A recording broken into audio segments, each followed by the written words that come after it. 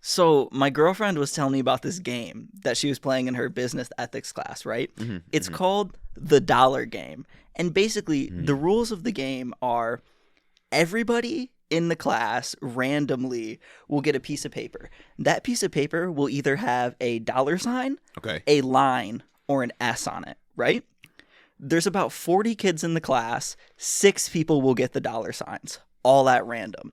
The people with the dollar signs, and before they started playing the game, they all had to wager 10 extra credit points.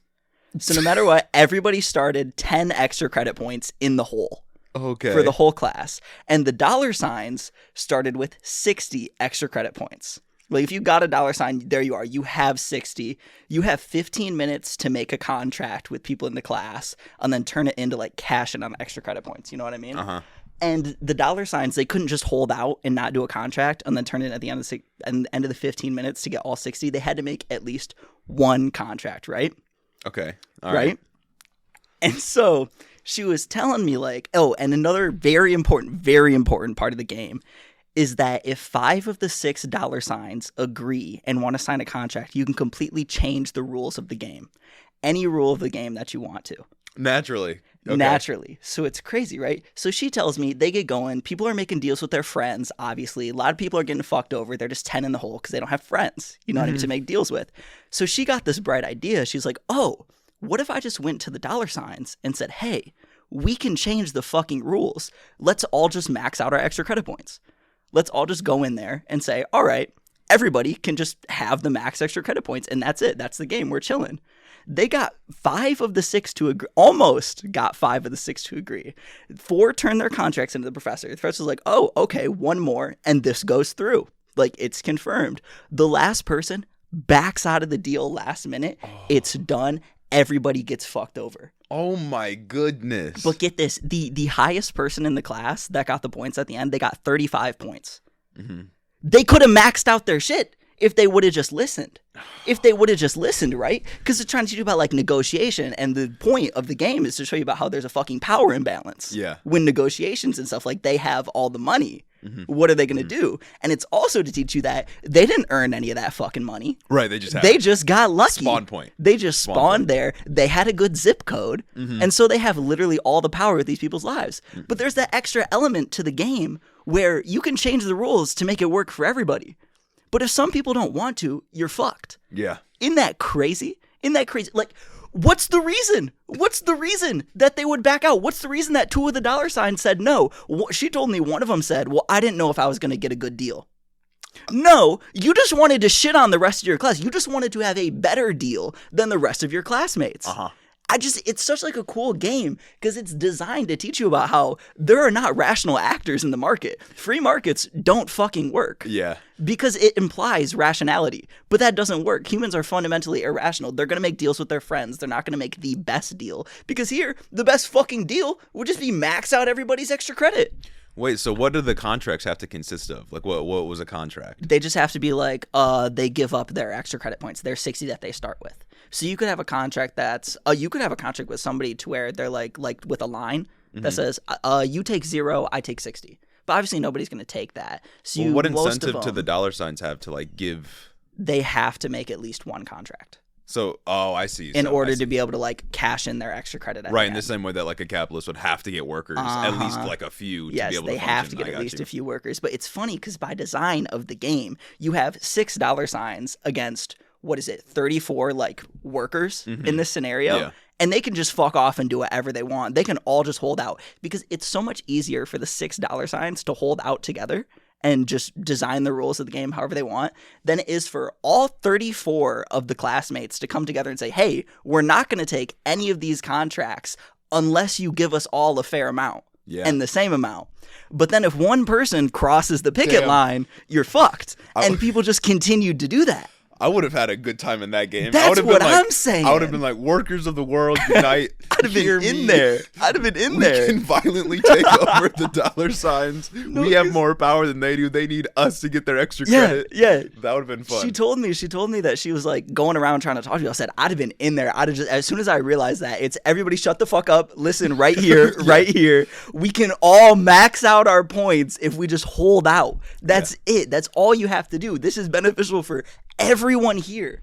And then get this, right? It's college. Discussion posts, notorious. Oh, no. In one of the discussion posts, you want to know what one of the girls asked? She said, get this. Sit down for this one. Did the dollar signs really have all the power? I'm sick. I was pissed off reading these for her. I was pissed off about the scenario for her because my girlfriend, she went and lost 10 extra credit points. She was trying. She was in there. She was trying to organize. You know what I mean? I know. I've been rubbing off on her. She was trying to do it. But business students, you can't take it out of them. And I'm guessing this poster didn't use it to make a base point. That's like, well, actually, the workers have all the power here. They're just like, not at all. They're just like, actually, it's a fair deal for both sides. Horrible. Come on, bro. Horrible, dog. I hate college. It's such a good fucking exercise. It teaches you about all these things if you just think a little deeply about it. And then you can look in the real world and you can see, oh yeah, maybe all these negotiations, the person, like the worker, does not have an equal hand at the table. Yeah, except you don't lose extra credit points in real life. You lose like food on the table. Exactly. Like healthcare. Exactly. Like that. The stakes are much higher. And then the professor brought up at the end all those fucking points, and he's like, and it would have worked. You all could have done it. This is the closest anyone's ever been to doing that. Dang. They almost had a socialist takeover. I know. He's been teaching for how many fucking years, and he has never once had a class do that. That's fucking the wild. Business colleges are fucked. No, they're absolutely fucked. I guarantee you it would happen like that in just about every single classroom. Even if you walk into a poli-sci class, You're not wrong. I guarantee it would happen like that. Fucking every it's just fucked out here. It's ridiculous. Our brains at this point, because of just how society is constructed, we're just wired right now to think of individual profit, individual gain compared to others. Yeah. Like I can't be equal to anybody else or I'm losing. I gotta be better than everyone. No, come on. I deserve to win. Yeah. I have the 60 points. Right, I deserve more than you. I worked for these 60 points. Come on, what's going on? I went up there in the line. Maybe you should have cut ahead of me in line. I wasn't randomly assigned these 60 points. Exactly. I earned them. It wasn't where I was born. It wasn't because my daddy gave me a $500,000 loan to go and start my online book selling business. It wasn't because my dad literally owned emerald mines in apartheid South Africa that I benefited greatly from. That has nothing to do with it. I worked hard in college. Fucking insane. And the professor even brought up like the nepotism point. Like most of the people just made deals with their friends. Yeah. And it's like, yeah, but come on, bro. It made me so fucking sick hearing that story. I was mad. I was like, you should have been up there to the $2 signs that didn't agree and fucking berated them. Yeah. They deserve it. They honestly deserve it. You should have done a violent takeover of the means of production. Put me in that class and I'm going crazy. You don't want head in the office in there. You don't. You do not.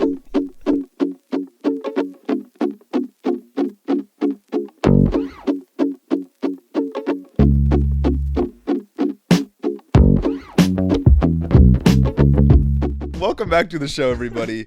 I hope you enjoyed that little bit. It was fun. It was a fun little story. You know what I mean? Hopefully, you got as riled up as I did the first time hearing that. I was perturbed. Before we dive into the episode, we have a special announcement to make. Actually, that's right. We've got a new thing. If you want to be a part of the Head in the Office community, the Hiddo community, expanding a little bit, you can join our Discord now. That's an option for you. It's open to everybody. Patrons will obviously get a little bit extra benefits to the Discord. They got their own private channel. Yeah. You know, it's a little bit of added benefit there. But if you want to join the Discord and you can't be a patron, it's there for you. But I will encourage you to join the Patreon. You get early access to all of our episodes. Exactly. Other exclusive benefits. Check it out. You know how it is. The link will be in like the bio of the YouTube video and in our link tree. Yeah. Probably. Yeah, it's in our link tree. It'll be in the YouTube description. It'll be in the show notes description if you're listening on Apple, Spotify, whatever else. But also, like I said, check out the Patreon, patreon.com/headintheofficepod. Check us out on our social medias. The Instagram, the Twitter, the TikTok. It's all just Head in the Office. Check us out. Give us a follow. Give us a like. You're probably from our TikTok page anyway. Exactly. I mean, yeah. So you might as well go subscribe. Check out the Patreon. Check it all out. We're glad you're here. Stick around. Yeah, come on. Stick around.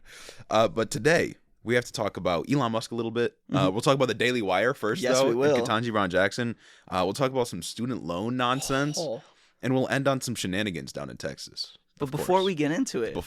You know, we got to read some reviews. We do got to read some reviews. So, first one up. Actually, I'll preface before we even get started. If you want to have your review read, 5-star reviews. Leave one on Apple. We'll read it. We've been doing it since we started. Go leave us a 5-star review. We'll give it a read. We'll give you a shout out. It'll be great.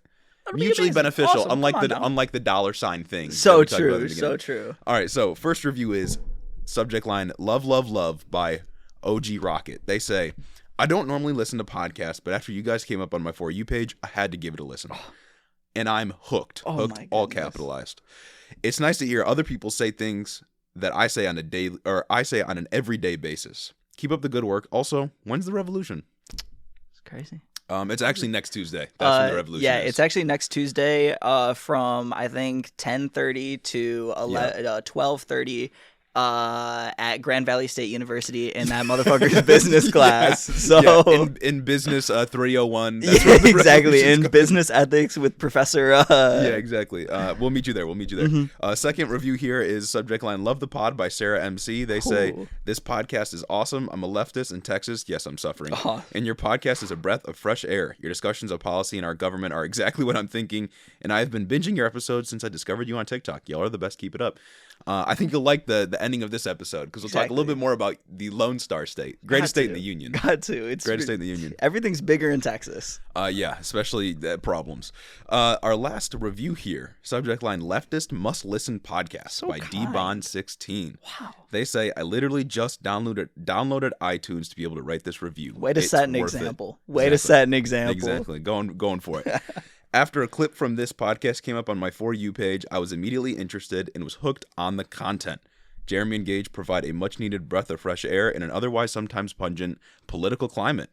Sure, they might be holding a gun to my head as I type this, but these words are my own, I swear. Yeah, exactly. Hey. It's how the market works, baby. It's not coercion. You just have to do it.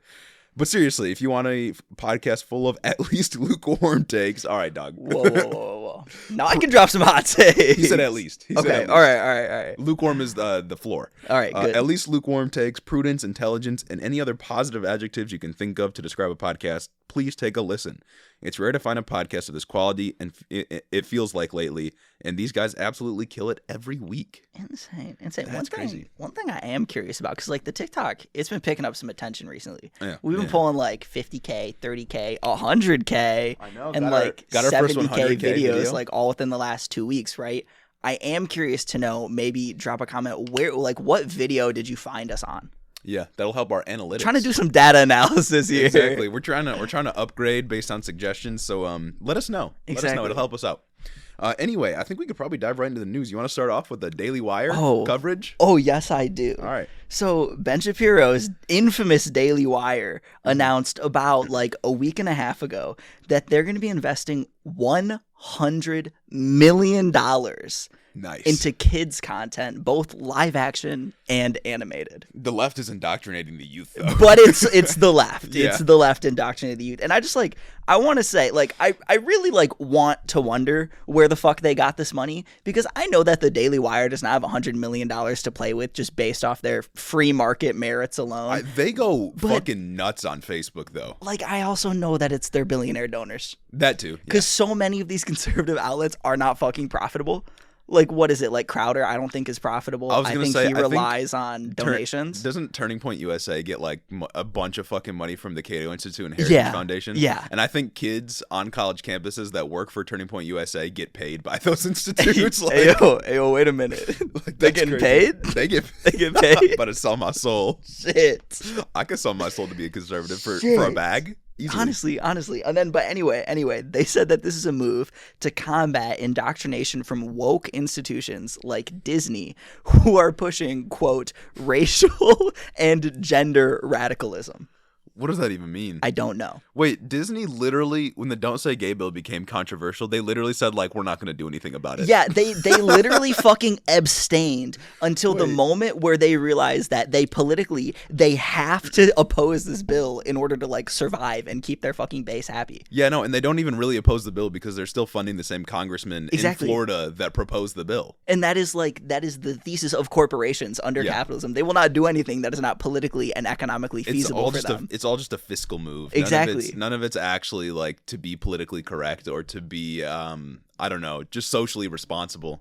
It's all just so they can continue to make money. And I'm pretty sure when Disney first had to make a statement about this, people were criticizing them, saying you're giving money to the same people that are voting for this. What's wrong with you? Yeah. And they were like, well, we're going to continue to make inclusive content.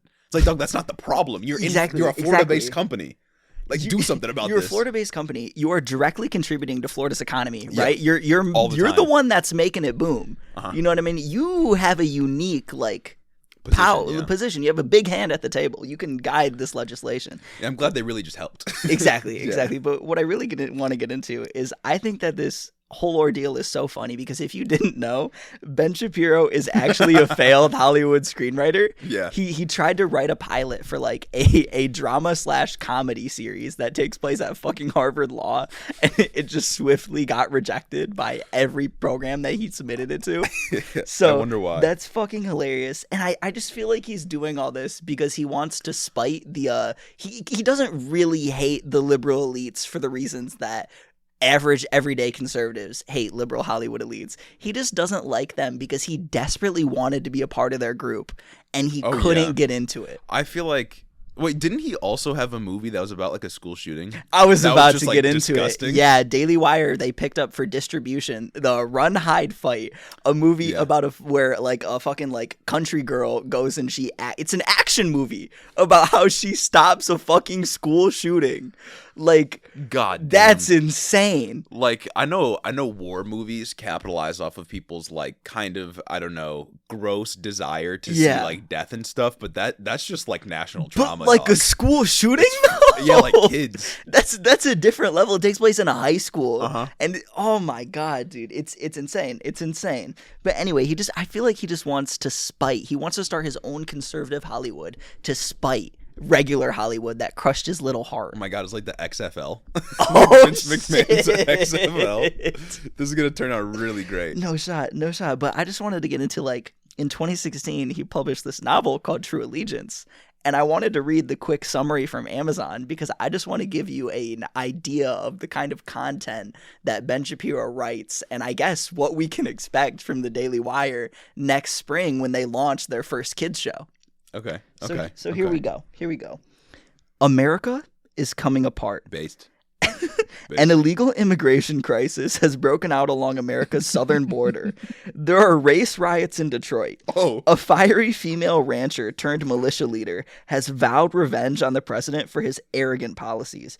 And the world's most notorious terrorist is planning a massive attack that could destroy the United States as we know it.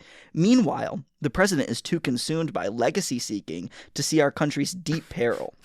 Brett Hawthorne is the youngest general in the United States Army, and he's stuck alone behind enemy lines in Afghanistan. This was written in 2016, or published in 2016 at least.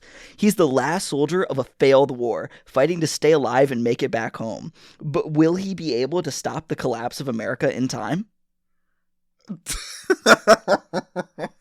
Will he? That's so fucking dumb. Will he? I can't wait. I honestly, I really want to read this book. Hiddo Book Club? Might have to for the Hiddo Book Club this summer. We got State of Terror, Hillary Clinton's novel, True Allegiance, Ben Shapiro's novel. We just need one more. That's May, June, and then July. They literally said a fiery female rancher turned militia leader would literally just be them, though. Yeah. Like, that's what they would be doing. I think like might be like... his political ideology is the one that motivated an attack on the Capitol. Or it's Antifa. Oh, true. So true. So true. It's Antifa, yeah. Because, they're just... I can't even, I can't even compartmentalize these ideas in my head right now. I just wonder, what fucking kids content could they produce? Is it going to be like a fucking sitcom like Modern Family, but instead of the token gay characters, it's just all white people? Probably. I don't know. Is it just all white people, all white cast, and then they have like a kid who comes home from school one day and he's like, "Mommy, Jonathan was talking about how he has 2 dads." And then they're like, "Oh, we need to sit down and have a conversation about this." Yeah, and then they call the police on them. They call CPS. Like the parents go to jail. Are they gonna do like a Disney style show, like fucking, I don't know, Ant Farm, where it's like kids in school, and then one of them is like, "Oh my god, I heard that he's gay," and they say, "Oh no, that's a sin," and it pops off at BYU. You know what I mean? Like. Oh my god, I feel like a lot of this stems from like conservatives just inability to concept any art form at all. Yeah, like because like art makes you introspect and that makes them really uncomfortable. You know, like it, even something as simple as like the Batman movie that Ben Shapiro reviewed. Oh my god, he was saying like the movie was so woke because all of the good characters were people of color and all the bad characters were white, even though the hero was Batman, a white person. Yeah, but he was like, Catwoman is black in this movie, Jim Gordon is black, and this movie's being woke. It's like, okay, being woke is just being black now. Literally, being woke is existing as black and not doing crime. Yeah. Like, it's like, and then he's like, well, statistically. Like, that's the type of shit he would say. Like, they can't. Like, Batman, if you haven't watched the movie, gas. I loved absolute heat. It's been out for like a month, though, so get on it. It's not even, like, that explicitly political, to be honest. There's, like, one scene where Catwoman says, like, these privileged white guys, which is completely in character, completely in context, not jarring at all. And then, like, the mayor who's running for the person who's running to become Gotham's new mayor is, like, I don't know, a fucking liberal. Yeah. Who's like, oh my God, we need to fix this system. And Ben Shapiro's got his panties in a twist about it. I know. But no, it's like the same thing here. He's like, an illegal immigration crisis that's broken out along America's southern border, in his mind, that already exists. Yeah. Riots have broken out in Detroit. My guy, why do you think there have been race riots in the fucking past? It's because the people in Detroit that have lived there for decades kept getting fucked over and didn't have any jobs, were just getting completely screwed over by the police department, the capitalists that were there, and everybody else. Like, I just can't help but wonder, is one of the I can totally see one of the plot lines in Ben Shapiro's new kids, like, family sitcom being, oh my God, Dad, my new friend Jesus just told me that his dad doesn't have his papers, and then his dad calls ICE on him. And that's like the fun family kid lesson that we want to be teaching. You know what I mean? I can't wait to see it.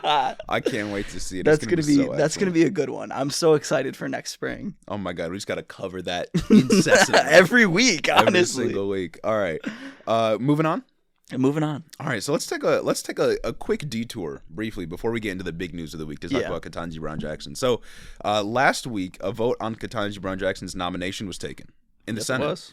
And she was approved to be the next Supreme Court justice. Was it a 50-50 vote? 53 to 47. 53? Who voted? Who voted yeah? The Republicans that voted yes were Mitt Romney, Susan Collins, and Lisa Murkowski. Okay, all other Republicans voted no. I saw the Lindsey Graham clip where he said, I've never voted no for one of these before, but as soon as you put a black woman in front of me...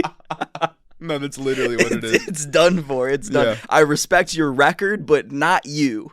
Yeah, so she won't take her seat until Breyer steps down, which is in October.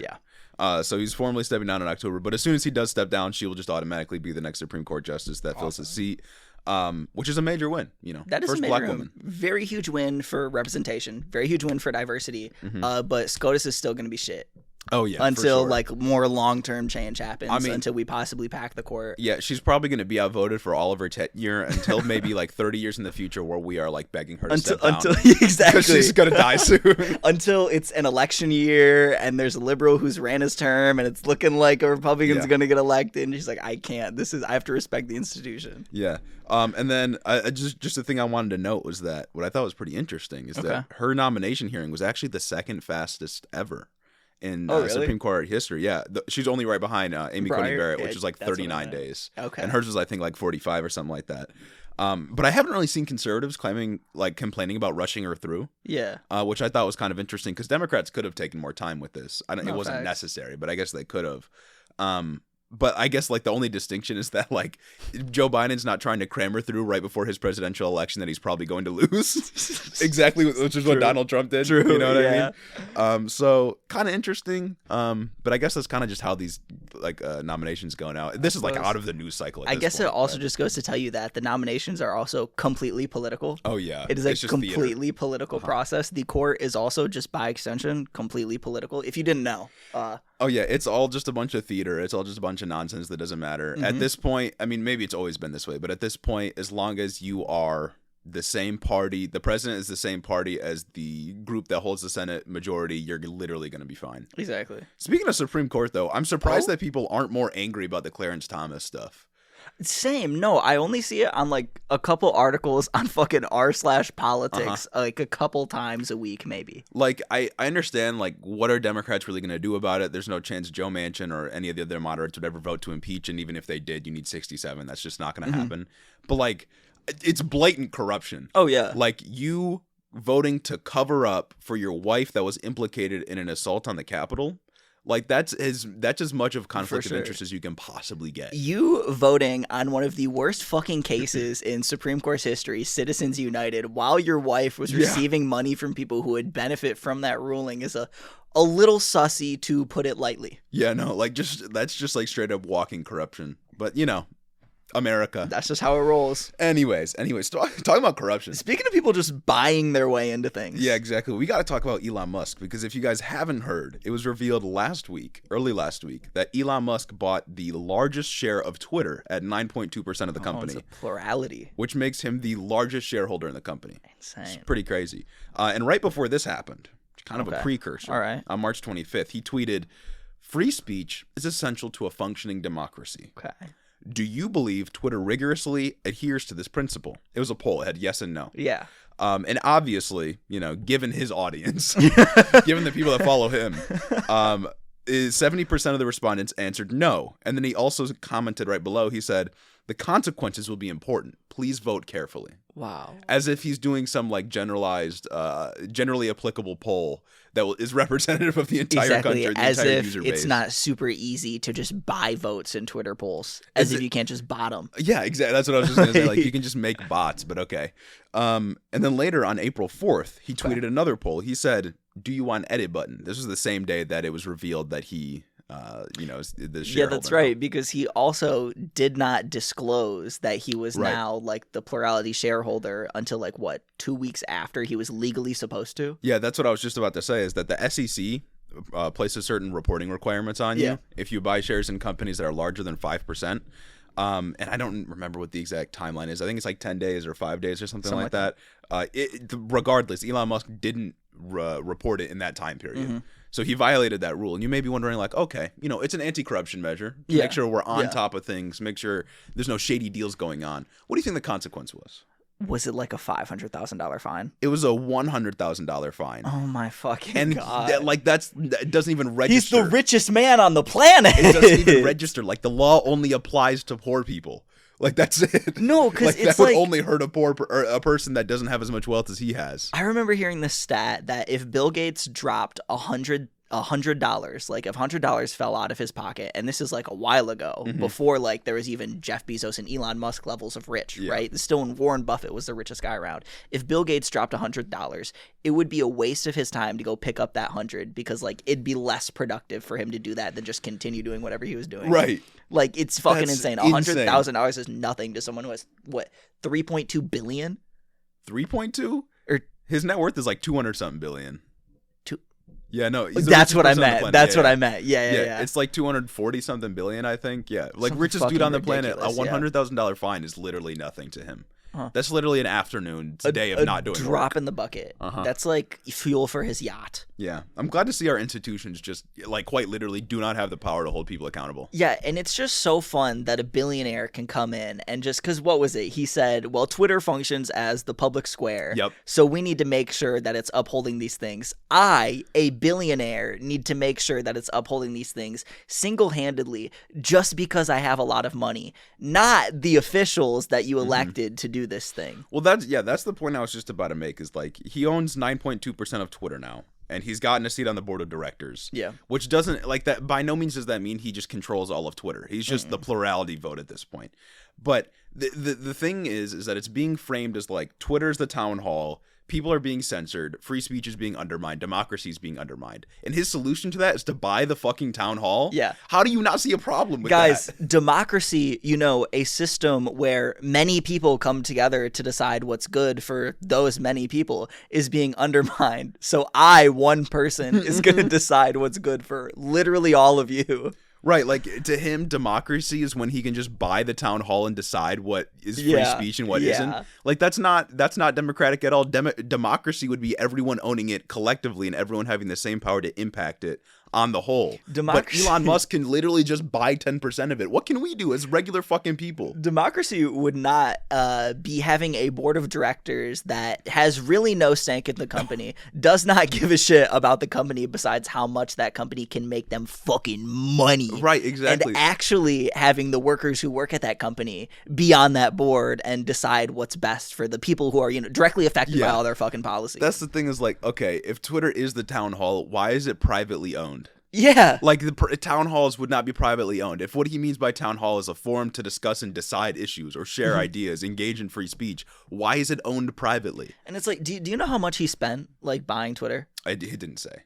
He didn't say? Fuck. I know it was a fuck ton of money. Billions, yeah. Yeah, like an insane amount of money that was not insane to him because he could just do it for funsies. Yeah, exactly. You know what I mean? Because, richest man on the planet, but he deserves all that wealth. He worked really hard. And so did his father. Yeah, nothing about South Africa minds nothing child about labor, apartheid being bad. Nothing about child labor and cobalt mines in Africa. Yeah, no, that doesn't happen. None of that. That doesn't matter. None of the, lithium being or cobalt just being, obliterated and exactly. Nothing about kids' lungs being obliterated. That's all well and dandy. Yeah, exactly. And he always follows through on every product he says he's going to make. Nothing's ever fell out. He always follows through on the Cybertruck, on the Roadster. I love how he privatized NASA. The Hyperloop is a really raging success. Really good idea. Not claustrophobic at all, right? Yeah. I forget where I was going. See, well, but lefties, you can't hate on him because the sustainable energy. So you should love. That's so true. I was watching a Fox News clip of them reporting on this, and they were saying I don't understand why lefties hate him so much since he likes the environment. He's trying to solve climate change. Yeah, and it's like, bro, you are so fucking one-dimensional. Was it the? If you think all we care about is if you can believe in one thing, you can believe in one true thing while also still being a terrible person. Yeah. Okay, this is gonna be really extreme, but Hitler didn't like capitalism. He didn't. That doesn't mean I agree with him. Fascists usually don't like capitalism. They want a different economic system, but what they want is not in line with what I want. No, it's not good either. Exactly. Unequivocally bad. Exactly. That's what I'm saying. Just because Elon Musk agrees with one thing that I agree with does not mean that we should support him. Although I guess, under capitalism, we don't really have a choice if we wanted to subsidize clean energies, but still. No, that's so funny because are you talking about the Fox News panel? Yeah. Yeah, I saw that too. And they also talked about, but Elon Musk is a patriot and he recognizes that right now we need to be using fossil fuels, even though that's going to hurt his bottom line. It's not going to hurt his fucking bottom line because he has so many fucking fanboys that will do whatever they can to defend him anyway. It's not even just that. It's it's not going to hurt his bottom line because he's still going to be in business solely because of government subsidies. Yeah. Every market he's ever been a part of, except maybe PayPal, has been supported by government subsidies. He hasn't done anything on his own. And top that off with the fact that most of the money, all of his money that he started with is from his fucking father. Yeah. He hasn't done anything on his own. No billionaire has done anything on their own. Yeah, dog. And it's back to get to the point that I was getting at, that 9.2% of Twitter, fuck ton of money, right? He's saying this is a pro-democracy move. A more pro-democracy move would be, trying to use this, even though lobbying is not democracy. It is more pro-democracy than whatever he did. He could have used this money to, lobby politicians to, I guess, start trust-busting big tech they always say they want to do. But they really don't want to do that. They just want their own conservative big tech. He also said that he posted something on Twitter that I think it was another poll. He said, should we turn the San Diego Twitter headquarters into a shelter for the homeless since nobody shows up anyway? Oh my fucking And it's God, he doesn't give a fuck about the homeless. Yeah. He just wants the political or else, clout. I don't know, he could have given that fucking money to help homelessness. Right. But motherfuckers will take the one time where he donated, what was it? Was it 1.6 billion? To the World Something organization to help fight hunger. Yeah. Just out of spite, out of being petty. Even though charity under capitalism barely fucking works because it's not a systematic solution. Tax breaks, it's not a systematic solution. You're not fixing why poverty is there. You're just, kind of just helping it for a little bit in the meantime so that everybody can forget about it until it comes back in a news cycle, I don't know, 10 years later. Yeah, and I mean, it's just it's a self-justification because it's look, this billionaire is so generous that he's donating to solve a problem while not talking about the fact that the reason the problem exists is because he has so much money. Yeah.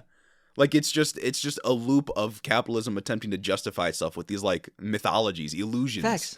It's all nonsense. It's just a constant feedback loop. I could go donate 0.2% of my income too. Yeah. I could go throw out $20. Imagine if he would have used, the billions of dollars he spent on Twitter to maybe make it so his workplaces aren't literally called plantations. Facts. Maybe if he would have spent all that money on, I don't know, paying his workers more, they wouldn't feel like they had to unionize because his workplaces are actual fucking hellholes. Maybe. Just maybe. Just maybe. Maybe he could have taken all the money that he saved from moving to California to Texas so that they didn't have to pay some certain taxes and use that to reinvest into the workers who make his company fucking run. Yeah.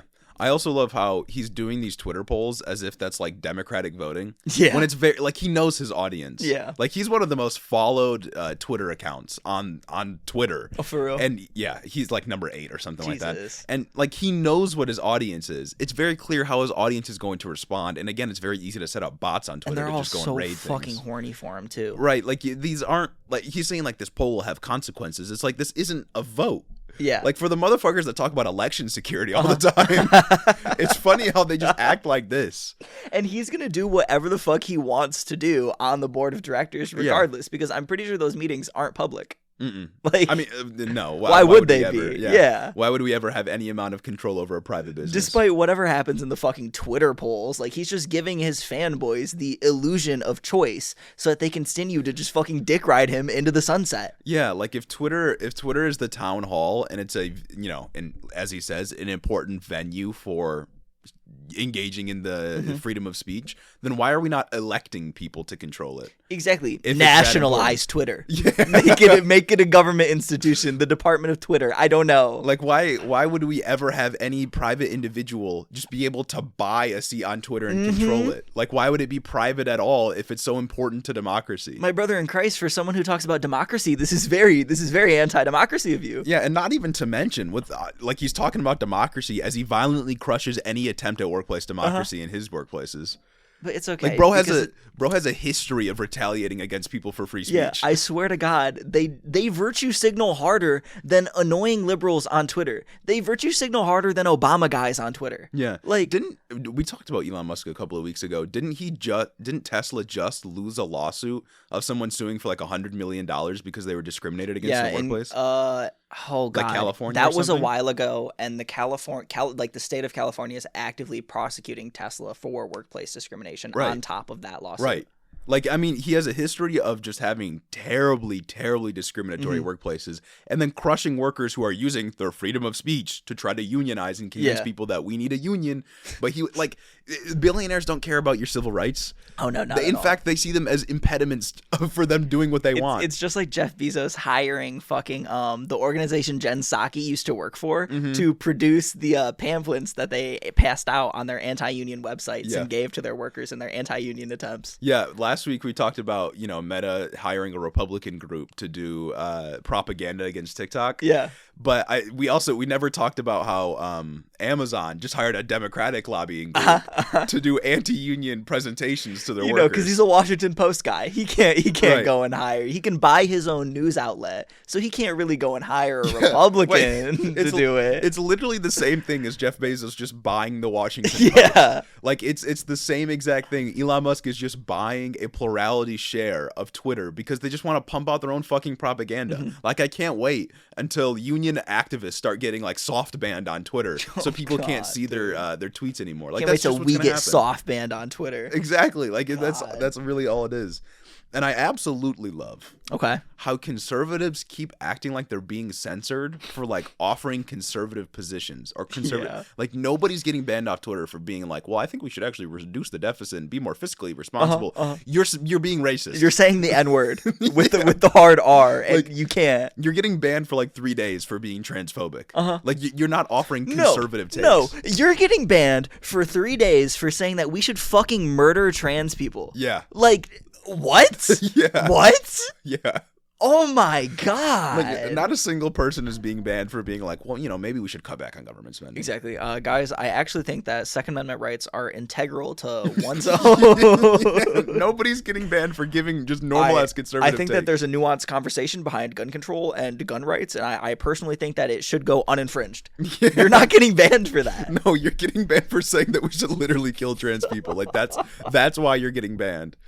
Jesus fucking Christ. I love it. And then there's also, of course, people saying like, well, I hope he brings back Donald Trump's account. Saying like, well, Donald Trump was banned. Like, where's like Twitter's reach knows no ends. They could ban literally anyone they want. And it's like, dog, he started an insurrection.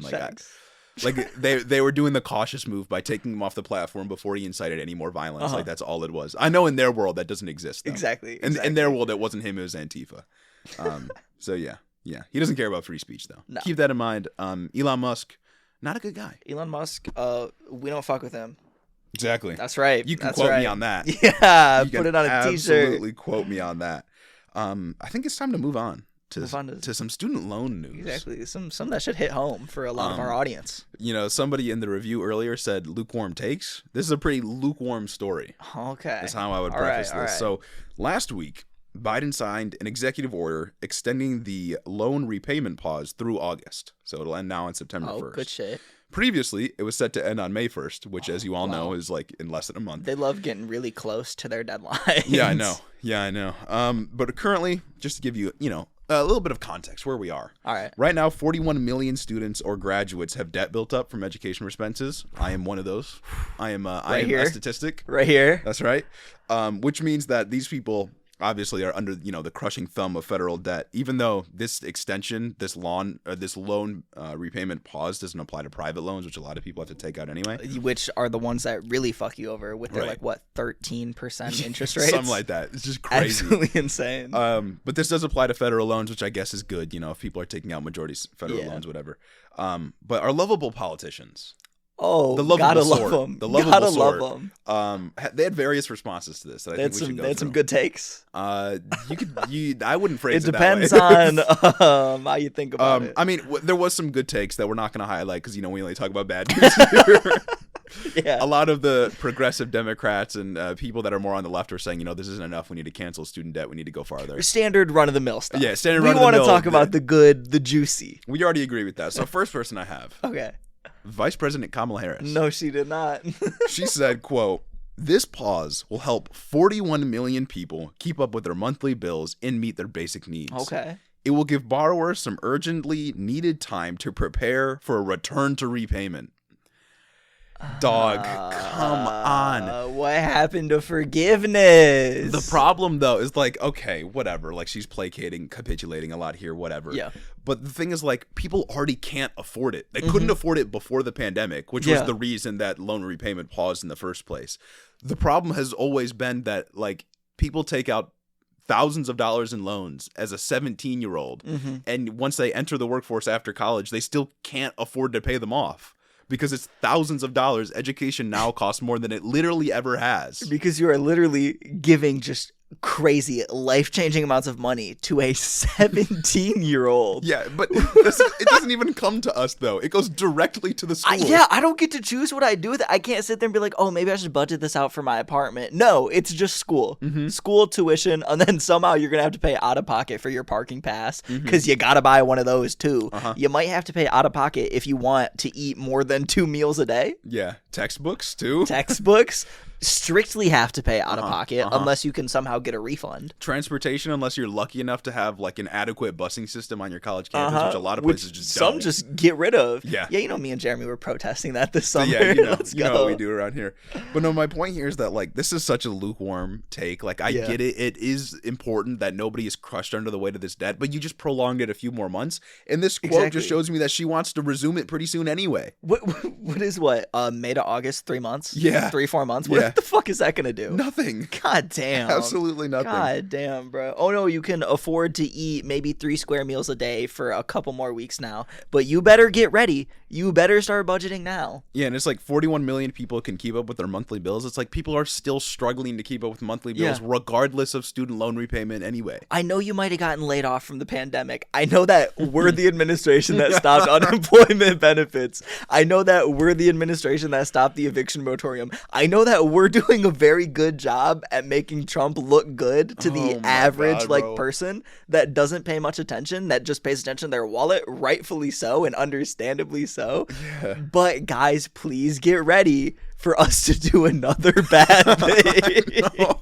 It's I don't know if this is intentional malicious intent or if it's just the liberal ideology being awful. But sometimes I feel because people can so clearly see how awful Republicans are, Democrats use that as an excuse to do even less than they do. Exactly. It's bro, you don't have to do the bare minimum. You don't. You can go a little bit further. You can exert yourself. Don't work too hard, but you can give us a bit more. God damn. It's fucking horrible. I hate it so much. How do you okay.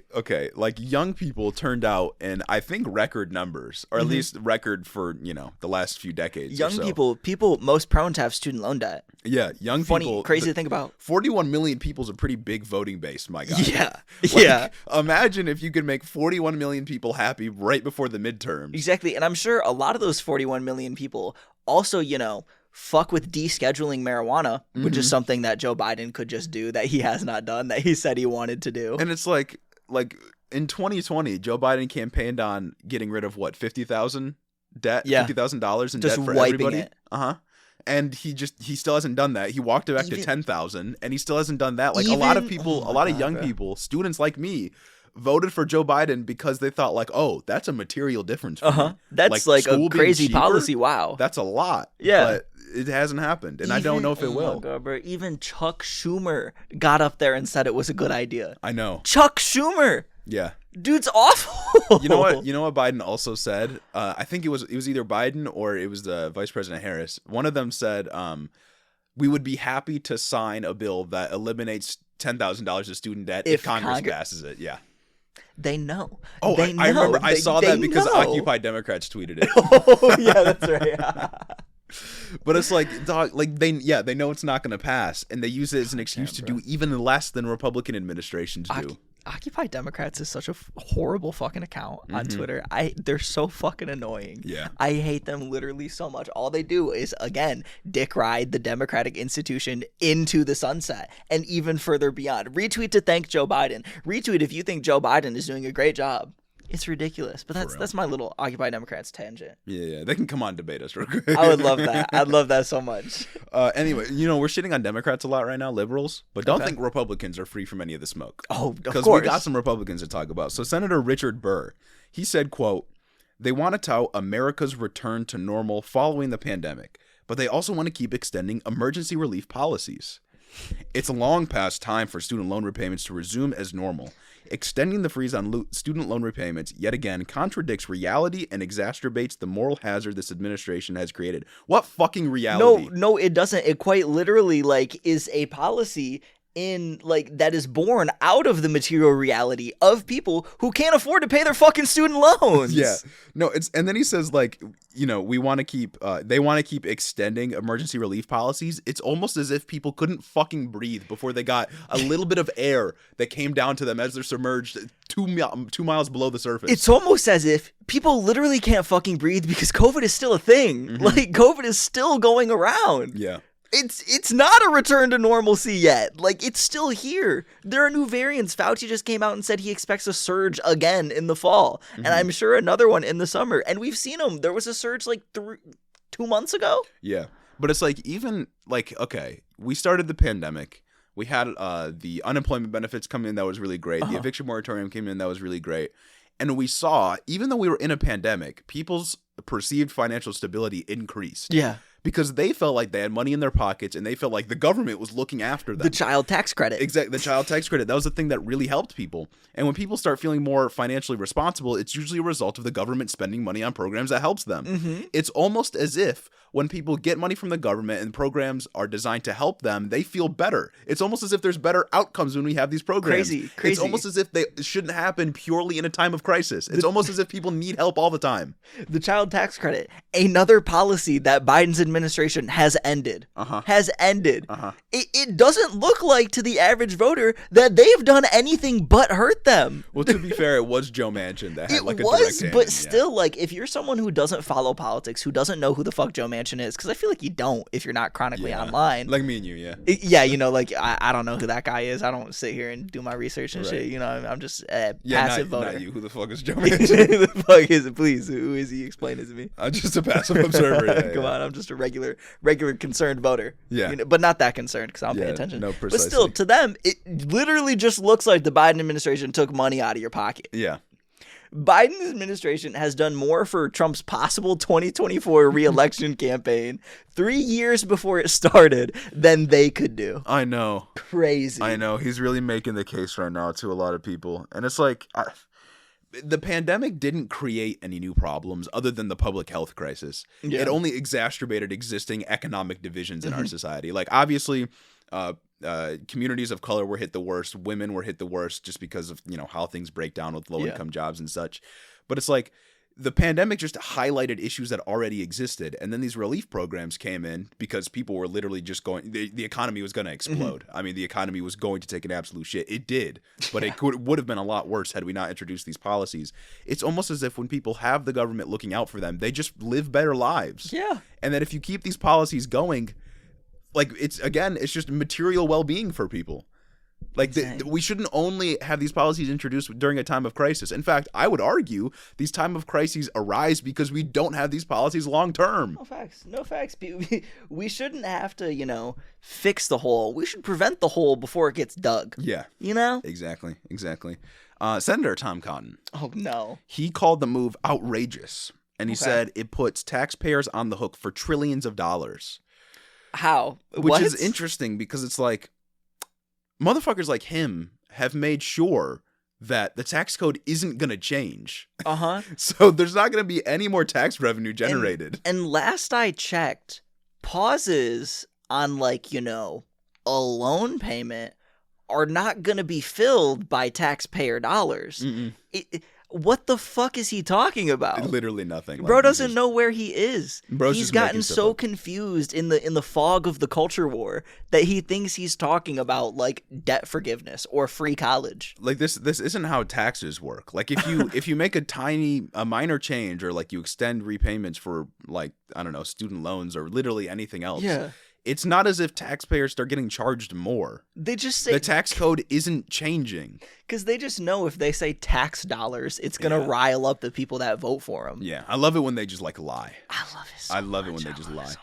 So but then the Republicans from the Committee on Education and Labor, they had a joint statement to put out. Oh. They said blanket forgiveness would compound the nation's 40-year high inflation rate while disproportionately benefiting high-income borrowers. The very people who need the least help and are reaping the benefits of the post-secondary education taxpayers provided them. President Biden and radical progressives have nothing to say to the thousands of students taking on education debt the day after forgiveness hits other than good luck.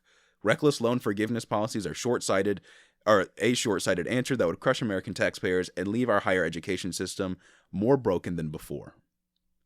I love when they lie. Oh, Jesus fucking Christ, dude. First of all, no one's even talking about blanket forgiveness at this point. Biden's not talking about blanket forgiveness. The number has consistently gone down. Yeah. I love how you can always rely on conservatives to act in good faith. Yeah, and then he says the very people who need help the least are reaping benefits of the post-secondary education taxpayers provided for them. People that are kids of wealthy parents aren't the ones taking out massive amounts of money in loans.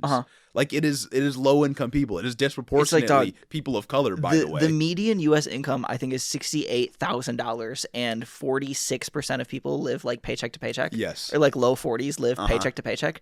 A considerable number of college grads are living paycheck to paycheck. You could stop that right now. You could put more money in their pockets to circulate through the economy. Yeah, and it's what is the GOP solution here? I've never seen them offer shit and die. Literally, I've never seen them offer a solution to the student debt crisis other than you took out a loan, pay it back. Other than, just continuing their hyper individualistic grift. Right. Continuing this is personal responsibility. Liberals are lazy. They want you to pay for their mistakes. Yeah, no, I see political cartoons all the time that is always something along the lines of student debt crisis, here's how to solve it, pay your loan back. And it's first of all, I was 17. Maybe it's the government's fault for giving me that much money as a 17-year-old. You know what I mean? Yeah. But also, you literally can't get an education without taking on a loan. Being in debt is a part of the system. Yeah. It's baked into the system. And if you want to get a good paying job, which they encourage everyone to do, they shame them for not doing so, then you have to take on a debt to get an education. There's no way around it. That's another one of my favorite parts about a lot of the conservative grift is that debt fundamentally is how our economy grows. Oh yeah, we're a debtor's economy. Without people going into debt, fractional reserve banking would not work. Fractional reserve banking is literally the only reason that our GDP rises and that we can grow, our economy can grow year over year. It's because of debt. It's by design that you go into debt. So what the fuck do you mean you won't help people when they do it? And then you have motherfuckers like Dave Ramsey going on, never take out a loan, never start working on building your credit, and you always should pay for everything in cash. Yeah. No, I mean, credit was literally created to preserve capitalism because it has a tendency to overproduce. Because people don't make enough right now, because just mathematically, you can't pay your workers enough to buy your products, or then you're not turning enough of a profit. So workers can't make enough in the short term to buy the products they're producing. That causes capitalism and the economy to just fucking explode, because you can't be producing a lot without people buying it, or you lose a bunch of money. And because of this, they needed a way to take people's money that they're going to make in the future, which is literally what credit is. It is taking money that you do not have right now in the future and indebting you to a bank, usually. Yeah, and then so that you loans. literally can buy the products that capitalists are producing, so that the economy doesn't go fucking upside down, but you get screwed over in the process. The entire economy is based on screwing you, the individual, the worker, over as much as possible for profit. Just so people like Elon Musk can continue to have copious amounts of money to do whatever the fuck they want with. But don't worry, because it's not all liquid. Yeah. It's not, he doesn't have it all in his pocket. Guys, it's not like he's just carrying that around. It's not like he's diving into a fucking bathtub full of gold coins at the end of the night. And it's like, outside of even just education, for any major purchase that you need, that conservatives would agree with is vital, you literally have to take out a loan. You have to take, like, to get a house, to get a car, to get a car, you have to take out debt. Education, you got to take out debt. Like every major expense that you would have to take on in order to engage in some amount of upward social mobility requires debt. And then conservatives like fucking Dave Ramsey get on there on their financial advice shows, and they give advice that no fucking working class person could ever in their entire fucking life actually be able to follow. Oh, you need a car? You better save up all your money and buy that car in cash, because you don't want to go to debt. Don't get a credit card, just have a debit card. Motherfucker, people are living paycheck to paycheck. Yeah, that's the other thing. With like, budgets. What about emergency expenses, bro? You go to the hospital, boom, $6,000 in debt. Literally. Literally. What about when your landlord raises rent after he just raised rent last year? Yeah. After he just raised rent the year before that? Not even to mention like personal care expenses. Like if you want to exercise, you got to pay for a gym membership. If you want to eat well, you have to pay more for food, because healthier food costs more than food that will, destroy your body. Like there's so much that people have to pay for, and so little that people make, that our entire economy is just structured around keeping people in a place of vulnerability. And then they're blamed for not being able to escape that fucking cycle. And then they wonder why there's crime. Yeah. And then they wonder why there's crime. And then they fund shit like prisons that foster more crime. Yeah. I love intersectionality. I love it so much, dog. That's my favorite kind of intersectionality. And I would end this section off by saying, like, Joe Biden has extended the loan repayment pause, which means that bankruptcy just waits for you a little bit longer now, but you can't file bankruptcy with student loans. So I guess my answer would be shout out Debbie Stabenow. Yeah, shout out Debbie Stabenow. And now Joe Biden's just put off your economic devastation for a little while longer. He's done that, and then you can't. I guess you can't smoke weed to relax either, because it's still scheduled federally. Yeah. If you don't live in a state where it's legal, so that's also fun. Even though he promised he would do that. Yeah. I love it when he lies. Remember when Kamala Harris in a debate said, like, no, she was getting criticized for putting people away for marijuana. Yeah. And then someone was like, "You've literally smoked marijuana." And she laughed. I hate her so much. You gotta love our politicians, dog. You gotta love our politicians. Good people. They're good people. I'm so excited to go into this midterm season. Oh, I know. It's gonna be a good one. They have so much ammunition. Speaking of midterm season, we got a move that I think is purely political. Okay. It's of our favorite governor, Greg Abbott. Oh, let's go. Shout out to our previous reviewer that said they're from Texas. This story's for you. I'm so sorry. The story's dedicated to you.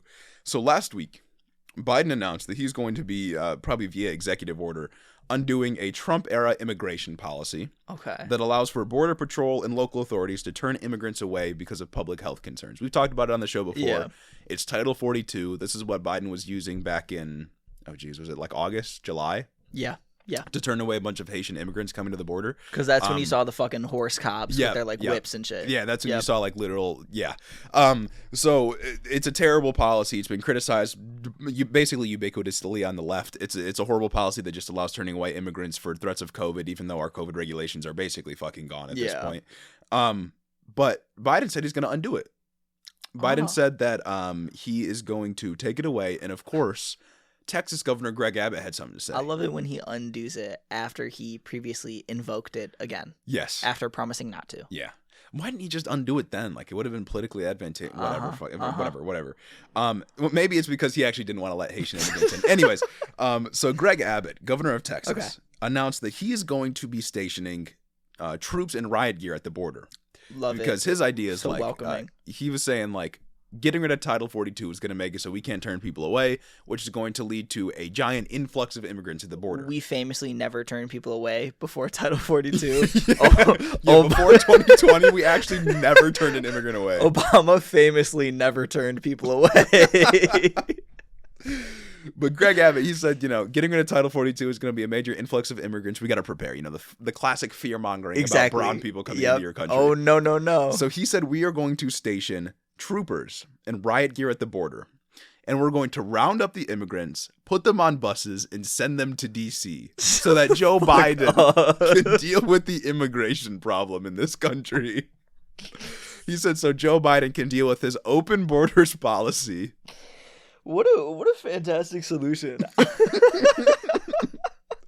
First of all, that's kidnapping. Yeah, you can't do that. That's kidnapping. You literally can't do that. That's so fucking awful. What a grift. I love it when they don't have any actual real solutions other than just being monsters. Yeah. So they decide to be a little less of a monster. The only solution they have is like herding people into a bus. Exactly. And sending them across the country. Like that's your only solution. Jesus fucking Christ, dude. And then second, my second thought of this immediately as I was reading this story made me actually laugh out loud. Okay. Because Republicans talk about all the time, or at least they dog whistle all wasting the time. tax dollars? No, not that. Oh, we'll get to that. Okay, in a minute, all though. right. But they always dog whistle about how like immigrants are inherently violent. Like they're gonna come in, like destroy your city, destroy your country, take your jobs, destroy everything. Like murder your family, whatever. Although a native-born Texan is more likely to sexually assault you than an immigrant is. Yeah, of course. But that's always the fear mongering, and they believe this, right? Yeah. So wouldn't sending a bunch of, to them, violent people to the Capitol be fucking treason? like in their worldview, of course it's wrong. Immigrants are not more violent people just because they're immigrants. They're going to drop them off at the Capitol, and they're going to say, this is just like January 6th, right? Right? But like in their worldview, these immigrants are like dangerous people. Why would you send them to the nation's capital? And it's just like fundamentally, this conversation is so absurd, at least between Republicans and like Democrats, neoliberals in Congress, because they don't give a shit about fucking immigrants either. Again, Obama, the deporter in chief. Joe Biden invoking Title 42. They fundamentally don't give a fuck. They just think that you should treat them a little bit more humanely. And Greg Abbott's solution, send them to you. Yeah. We're going to kidnap them. We're going to ship them to D.C. Instead of kids in cages, it's just overflow facilities. Yeah, that's it. Like, Democrats fundamentally do not, there's no difference. It's concentration camps by a different name. Yeah. That's all it is. I mean, it's obviously not as, terrible as concentration camps have been in the past, but it's pretty fucking inhumane. It's like the way that we treat the poorest people coming into our nation is indicative of just how the state of our nation in general anyways. Like, yeah, like what can we really be proud of as a nation? There's not much to be proud of as a nation. This is hypothetical, but what can we really be proud of if we turn away every single person who needs help except for a couple white people from Ukraine, which is still good. Yeah, but that's not biblical, brother. The biblical thing to do would be to I don't even know the framing, like offer them homestead or something. And it's like, aren't we even barely offering like refugees from Ukraine to come over here? Yeah, it's like a couple thousand, which is fucked. Still, it makes sense for them to like go to neighboring countries in Europe. It's a lot easier for them to get there, for sure, of course. But we should just be. I think Biden said we were letting in like 100,000 refugees. Oh, okay. But it's like, why is there a number on that? Like that's strange. But we've always had quotas for immigration. No, that's true. So nothing crazy. But shortly after, Greg Abbott announced this. And there's backlash because that's of course that's kidnapping. Horrible. You can't kidnap people. Greg Abbott, he walked back his statement a little bit. Okay. He said it's going to be a voluntary program, but there's still going to be buses and flights to DC for migrants if they're approved to come in by the Department of Homeland Security. Oh, wow, fantastic. We're going to bus them here to just be fucking homeless. And then we're going to say, look at these Democrat-run cities and their homelessness problem. I love how we can just create an international transportation system to get rid of brown people. Like, we can't invest in any public transit for our citizens, but at the drop of a dime, we can create an international transportation system in like 3 days to make sure immigrants are not in my city. God damn, that's incredible. Insane. Fucking insane. An interstate travel. Yes. Damn, maybe we will see high-speed rail eventually, but it's a high-speed rail from fucking Austin to DC just to send immigrants back and forth. It's incredible what racism and xenophobia can just get done. So powerful. Like, so much more powerful than any, like, leftist activism for transportation. Like, it's fucking incredible what it can do. Absolutely amazing. But he also said, on top of creating an international system for transportation, only for immigrants, of course, because he doesn't want to see them in Texas. Yeah, it's so true. He also said that he's going to be investing money into ramping up border security. Oh, wow. Including enhanced inspections of commercial vehicles like trucks for human trafficking. Yeah. Which you may think, like, that sounds reasonable. Okay, Human trafficking is a real problem, especially across borders and stuff like that. But my thing is, and I don't really know statistics on this, but wouldn't that have been happening already? Like, why would they not already have been inspecting trucks? Because his thing, what he was saying is like, oh, well, this means that processing people at the border is going to take a lot longer now because we have to more thoroughly inspect trucks. Why were you not already doing that if human trafficking is a worry? No. Yeah, because literally that is something that Texas, like, fully fucking controls. Mm-hmm. You know, like, that is something that's just always been a Texas thing. Yeah. Why wasn't he doing this before if he cares so much about it? That's what I'm saying. Like, it's just to slow down immigration because he doesn't like brown people. Like, that's all it is. And then he also said he's going to be investing in installing boat blockades with barbed wire at watery areas to ensure migrants can't walk through. Wow. I love violence. Yeah. I love it when people are fleeing from countries that we had a hand in destabilizing, and then they literally have nowhere to go because we've put up barbed wire. And if they try to come in, we'll kick them out. What about, like, quote-unquote legal asylum seekers? Like, people who are, like, fully within their, like, right within the neoliberal establishment to seek asylum here in America, just getting trapped and caught up in barbed wire. I mean, asylum seekers have different, like, legal status than immigrants. Yeah, but they still get here the same way, don't they? Right. I mean, functionally, yeah. But they have different legal status, so I don't know, like, what the difference is when they're being processed. But they're all going to be exposed to the same conditions. Yeah, but that doesn't matter if they all have to go through the same fucking barbed wire. What? Just making it harder for people. It's like they want a moat around Texas, you know? Yeah. I absolutely love that so much. And, like, my major question here, why not just invest all of this money into, like, helping people? You know what I mean? Like, they're obviously coming here for a reason, whether they're immigrants, asylum seekers, refugees, whatever. They're coming here for a reason. Why would you not invest all of that money into, like, making sure they live in a humane situation and not, like, just send them to fucking DC? Like, again, you can create an international transportation system at the drop of a dime, but you can't invest in housing for these people? Or, hear me out. We zoom out, right? And they advocate to stop destabilizing Latin America. Oh, they can't do that. You're right. Because that would be a policy that, like, helps brown people, and they don't. That would be a systemic fix to this issue that they then could no longer use in their phony culture war to rile up their base because brown people scary. Well, also, like, there is no country beyond America, you know. Like solipsism, so you know? Yeah. So, like, solipsism, but on a national level. Yeah, exactly. How can I be sure that these other countries are real? Yeah, exactly. Like, what we do to other countries isn't real. You know what I mean? Like, it doesn't matter. How we act. America's the best. But also, another critique I have of this is, like, okay, Greg Abbott, Texas is a fucking border state.